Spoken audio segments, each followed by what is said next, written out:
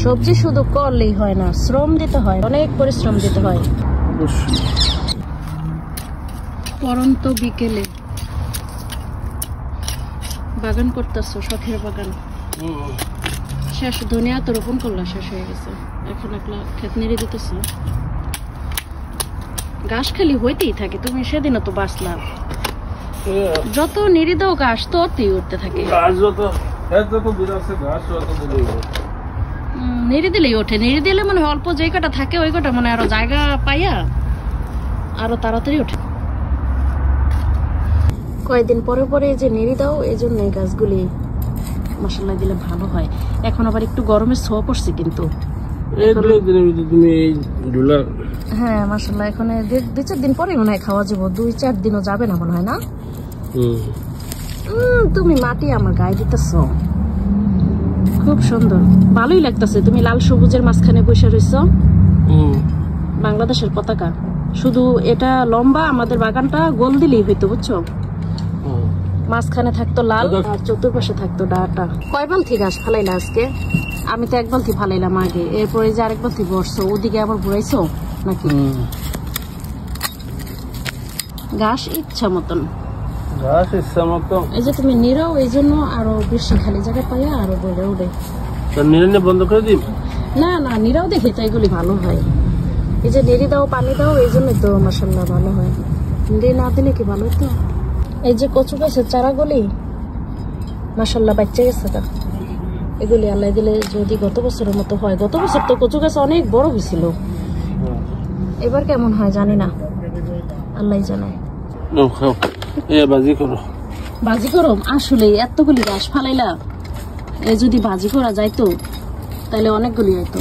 আপনাদের ভাইয়া দেখেন কত আরামে বাগান করে, লেপটি দিয়ে বসে, লেপটি পেতে বসে তারপরে বাগান করে। এই যে এখন রৌদ্রটা আসছে, এই যে রৌদ্রটা আসছে এখন অনেক সুন্দর লাগতেছে।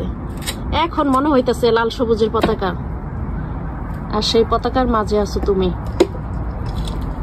অনেক সুন্দর লাগতেছে, এই রৌদ্রটা আসলে খুব ভালো লাগে। আর বৃষ্টিতে তুমি যখন পানি দাও আর বৃষ্টিতে যখন ভিজে, এই 3টার সময় আর কি খুব ভালো লাগে লাল শাকগুলি। আজকে আবার নেড়ে দিয়ে দিল, কয়েকদিন পরে পরে ঘাস ঠাস বাইসে দিলে গাছগুলির জন্য আর কি অনেক ভালো হয়। কয়েকদিন পরে পরে নেড়ে দিতে হয়, বাঁচতে হয়, তাই না হলে কিন্তু সবজি তেমন ভালো হয় না।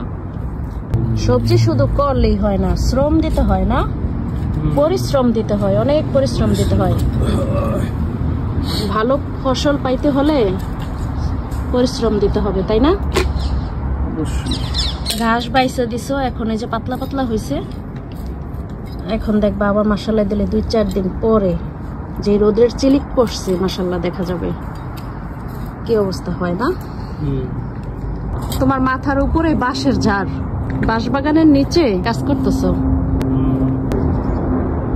লাল টকটকা এই ফুলটা অনেক সুন্দর, ভাল লাগে।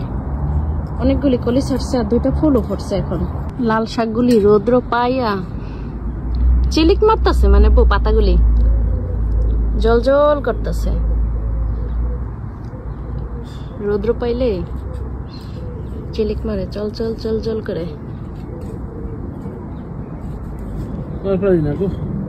আজকে রাখো, অনেক করছো, আজকে আর করা লাগবে না। আজকের কাজ এখানের মতো শেষ করে দাও। কি